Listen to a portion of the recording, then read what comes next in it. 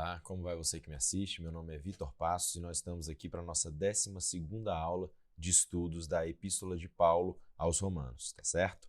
Se inscreve no canal, ativa o sininho para que você receba uma notificação toda vez que a gente publicar um vídeo novo e compartilhe esse vídeo. Vamos divulgar a palavra de Deus. Envia ele para os seus amigos, para os seus familiares, tá certo? Bom, vamos lá. Como sempre, eu quero começar contextualizando a nossa aula, né? A gente sempre lê os versículos anteriores que já estudamos e o que vamos estudar no dia.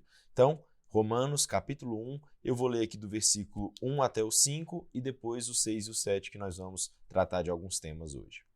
Paulo, servo de Jesus Cristo, chamado para apóstolo, separado para o evangelho de Deus, o qual antes havia prometido pelos seus profetas nas santas escrituras, acerca de seu filho, que nasceu da descendência de Davi segundo a carne, declarado Filho de Deus em poder, segundo o Espírito de santificação, pela ressurreição dos mortos, Jesus Cristo, nosso Senhor, pelo qual recebemos a graça e o apostolado, para a obediência da fé entre todas as gentes pelo seu nome. Até aqui nós já estudamos nas aulas anteriores, né? Estudamos sobre Paulo, que ele é um servo de Cristo, estudamos o apostolado dele, né, que ele foi constituído apóstolo por Cristo. Começamos a tratar de alguns aspectos do evangelho, né, que é o evangelho de Deus, ou seja, o Pai acerca do Filho, envolve também o Espírito Santo. Falamos lá que o evangelho não é uma novidade, estava prometido, já profetizado nas Santas Escrituras. Vimos que o Filho de Deus, que Jesus Cristo, ele tinha um aspecto humano, segundo a carne, ele era da descendência de Davi, mas ele também tem um aspecto divino, que ele é o Filho de Deus. E isso foi declarado pela ressurreição dos mortos, né? Vimos que é Jesus Cristo, o Messias, o enviado de Deus, e ele é o nosso Senhor. Ele é como se fosse o próprio Jeová. Estudamos também que o apóstolo Paulo, ele nos relata que ele recebeu essa graça, esse apostolado, por qual motivo? Para chamar as pessoas à obediência da fé. Vimos lá o que significa essa obediência da fé, esse chamado para que as pessoas creiam no evangelho. E a quem essa mensagem é destinada? O apóstolo Paulo nos diz, entre todas as gentes, todas as nações, judaicas e não judaicas, todos os indivíduos. E é justamente aqui neste ponto que o apóstolo Paulo começa a tratar dos destinatários dessa carta que ele está escrevendo, né? São os romanos, a igreja de Cristo em Roma. Então aqui que entra o versículo 6, né? Ele fala, para a obediência da fé entre todas as gentes pelo seu nome, entre as quais sois também vós chamados para serdes de Jesus Cristo. A todos os que estáis em Roma, amados de Deus, chamados santos, graça e paz de Deus, nosso Pai e do Senhor Jesus Cristo. Então aqui, a partir do versículo 6, o apóstolo Paulo ele começa a fazer uma descrição das pessoas para quem ele está escrevendo a carta. Lembra lá que no versículo 1 ele fez uma descrição de si mesmo? Falou o nome dele, disse que ele é servo de Cristo, que ele foi chamado para apóstolo, que ele foi separado para o evangelho. Ele se apresentou. Depois ele deu uma pincelada ali no evangelho, coisa que ele vai tratar com mais profundidade lá para frente. E agora, a partir do versículo 6, ele começa a explicar para esses cristãos quem são eles. Enquanto cristãos, quem são essas pessoas? O apóstolo Paulo faz questão que elas conheçam a identidade delas, o que isso significa, tá certo? Bom, essa descrição ela é feita primeiro de uma maneira geral e depois de maneiras particulares. Nós vamos ver tudo isso. A descrição geral dos cristãos que o apóstolo Paulo faz está aí no versículo 6. Entre as quais sois também vós chamados para serdes de Jesus Cristo. Então o apóstolo Paulo está nos dizendo que essas pessoas, os cristãos, eles são chamados para ser de Jesus Cristo, para pertencer a Jesus Cristo, para estar em Cristo. Essa expressão, né, em Cristo, é uma expressão muito comum no Novo Testamento. Quem já leu ali todo o Novo Testamento, vê que a gente se depara com ela o tempo todo, principalmente nas epístolas de Paulo. Então nós somos chamados para pertencermos a Cristo, né? Sermos um com Ele. Existe uma relação espiritual de unidade muito grande entre o cristão e Jesus Cristo. Agora nós fazemos parte do seu reino, pertencemos, digamos assim, à esfera de Cristo. Para exemplificar melhor isso, eu quero dar um conceito jurídico aqui para a gente entender essa relação espiritual. É o conceito de legitimidade. Existe no direito a legitimidade ativa e legitimidade passiva. toda vez que alguém propõe uma ação, a primeira coisa que o juiz verifica antes de analisar o mérito do que é pedido é se a pessoa que postula tem legitimidade ativa para pedir e se aquele que é apontado como réu tem legitimidade passiva para figurar no polo passivo daquela ação. Como assim? O que isso significa? Bom, suponhamos que eu estou dirigindo o meu carro na rua e vem João e bate o carro dele no meu carro. Será que pode minha mãe ajuizar uma ação contra João cobrando os danos que eu sofri? É claro que não, porque ela não tem legitimidade ativa para propor essa ação. Ela não tem relação com o dano que eu sofri. Da mesma maneira, ou seja, só eu poderia propor aquela ação contra João, porque o dano sofrido afeta a minha esfera jurídica. Fui eu que sofri o dano. Da mesma maneira, eu não poderia propor uma ação contra Pedro, porque Pedro não tem legitimidade passiva para responder por aquela ação. Não foi ele quem me causou o dano. Da mesma maneira, quando nós passamos a pertencer ao reino de Cristo, estamos em Cristo, nós estamos na sua esfera. Agora, tudo o que nos diz respeito a Cristo. E tudo o que diz respeito a Cristo nos diz respeito. É isso que significa pertencer a Cristo. É isso que o apóstolo Paulo está querendo dizer quando ele diz que fomos chamados para serdes de Jesus Cristo, né? Essa é a descrição geral dos cristãos. Bom, e como que isso acontece? O que acontece com uma pessoa para ela passar a ter essa relação tão profunda com Jesus Cristo? Isso é algo tão profundo, tão importante, que a Bíblia Sagrada chega a comparar essa relação dos cristãos com Cristo, com o corpo, o indivíduo e o seu próprio corpo, na medida que ela fala que nós somos membros do corpo de Cristo. Você consegue se imaginar sem o seu braço, sem a sua perna, sem a sua cabeça? É uma coisa muito esquisita, porque nós somos um todo. Nós, enquanto indivíduos, nos identificamos com o nosso corpo. Não conseguimos nos enxergar separados deles. É assim que nós devemos encarar a nossa relação com Cristo. Somos um com Ele, tá certo? E como chegamos a essa condição? Como que o cristão, uma pessoa, um pecador miserável, esses cristãos de Roma eram pecadores terríveis, o apóstolo Paulo descreve isso num outro momento, em outro capítulo. Assim como eu e você já fomos pecadores, ou talvez você que me assista ainda não é um cristão, como que nós chegamos a essa condição de sermos um com Cristo? O apóstolo Paulo nos responde nos versículos seguintes. Olha o que ele diz: a todos os que estáis em Roma, amados de Deus. Bom, a primeira coisa que a gente tem que entender é que quando o apóstolo Paulo diz a todos os que estáis em Roma, ele não está, evidentemente, se referindo a todos os indivíduos que estão na capital do Império Romano, Roma. Não mesmo. Ele estava se dirigindo aos cristãos da igreja em Roma. Então ele diz, a todos os que estáis em Roma, ou seja, aos cristãos que eu me dirijo, e aqui ele dá a explicação para essa pergunta que foi feita. Como nos tornamos um com Cristo? O que aconteceu para que nós sofrêssemos essa transformação tão grandiosa? E a resposta é, amados de Deus. A resposta está no amor de Deus. Em algum momento, todo cristão foi alvo do amor espetacular de Deus, né? É importante a gente entender que o apóstolo Paulo ele é claro, direto e objetivo. Ele não diz amados de Deus porque fostes bons, amados de Deus porque sois belos, amados de Deus porque são sábios, amados de Deus porque praticais boas obras. Não, amados de Deus. A transformação que se opera na vida do cristão, ela se origina única e exclusivamente no amor de Deus. Nós não somos transformados porque somos bons. Somos transformados porque Ele nos amou primeiro. É isso que acontece quando alguém é alvo do amor de Deus. Passa a pertencer a Jesus Cristo, a esse novo reino, a esse reino da luz. Vamos ler o que está escrito em Efésios, capítulo 2. Eu vou ler do versículo 1 a 9 para deixar ainda mais claro isso que nós estamos tratando aqui.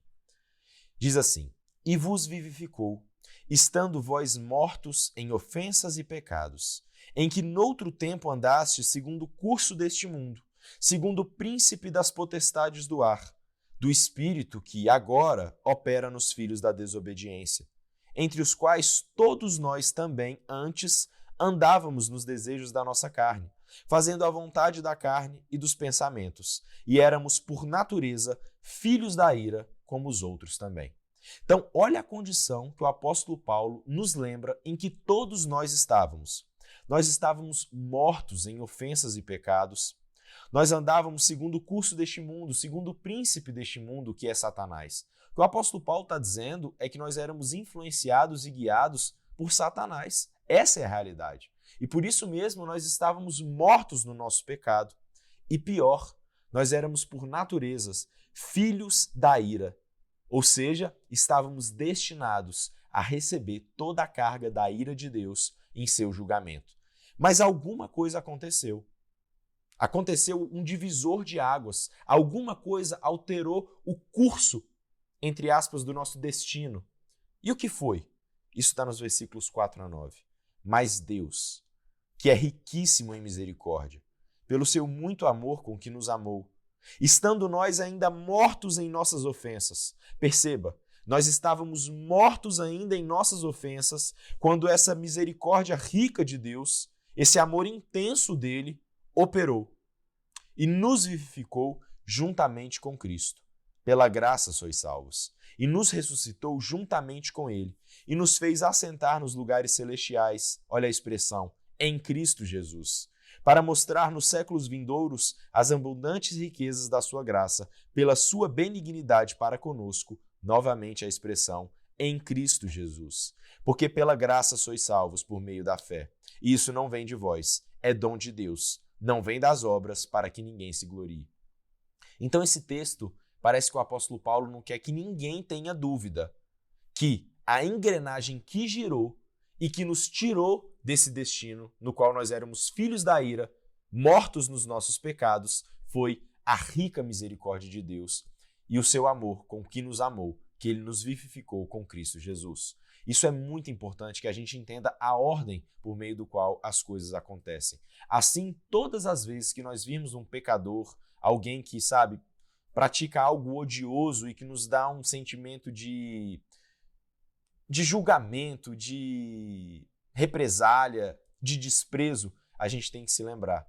Talvez eu e você só não estejamos naquele lugar porque Deus, que é riquíssimo em misericórdia, pelo seu muito amor com que nos amou, nos vivificou com Cristo Jesus. Tá certo? Então, essa é a ordem. Primeiro, pelo amor de Deus.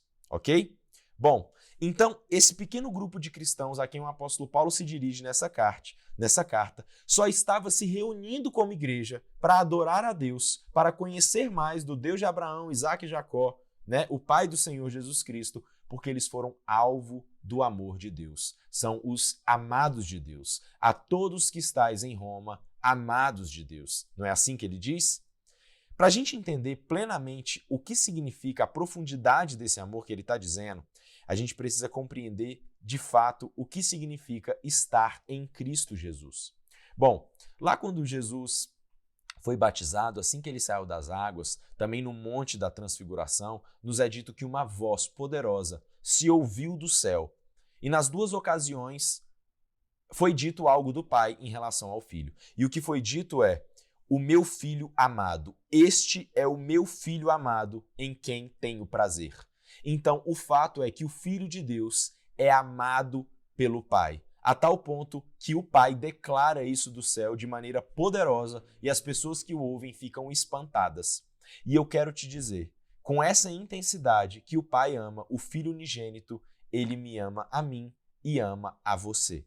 Essa é uma realidade. Nós estamos em Cristo Jesus, pertencemos a Ele, somos membro do seu corpo, de forma que tudo que Cristo tem direito, ou melhor, quase tudo, não tudo, eu e você temos direito também, herdamos junto com Ele. Não sou eu quem diz isso, quem diz é o próprio Cristo. João capítulo 17, versículo 23. Olha o que diz Cristo na oração sacerdotal. Eu neles e tu em mim, para que eles sejam perfeitos em unidade, e para que o mundo conheça que tu me enviaste a mim e que tens amado a eles como tens amado a mim.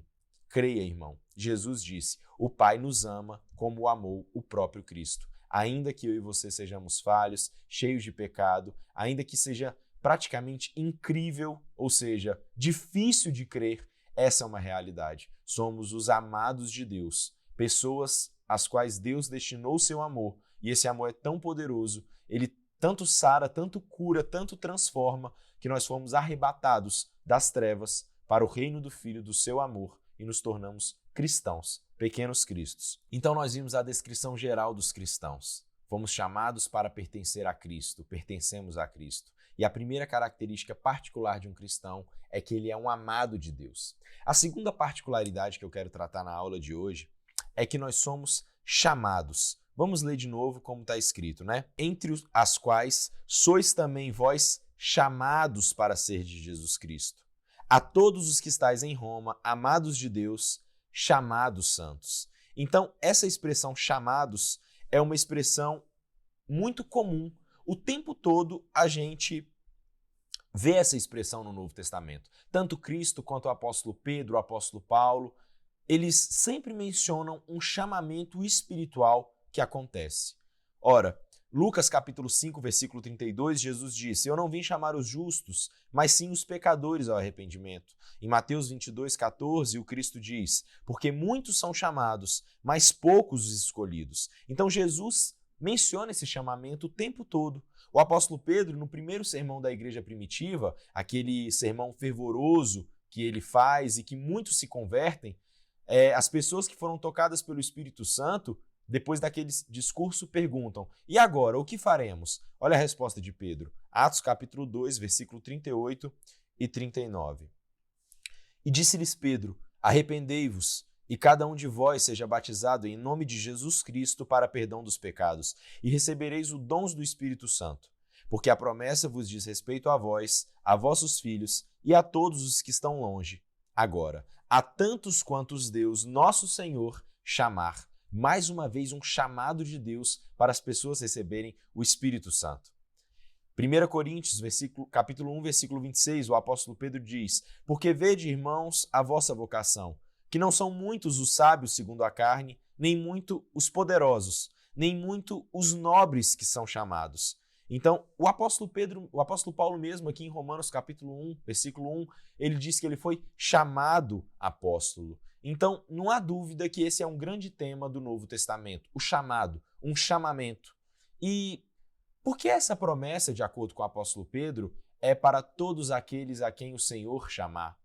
Por que não são muitos os sábios, nem os nobres segundo a carne, como diz o apóstolo Paulo, que são chamados? Por que Jesus diz que muitos são chamados, mas poucos os escolhidos? Por que é que ele diz que não veio chamar os justos, mas os pecadores ao arrependimento? Que chamado é esse? O que a gente tem que entender é que toda vez que se fala em chamado, existem dois tipos de chamado, a gente pode dizer assim.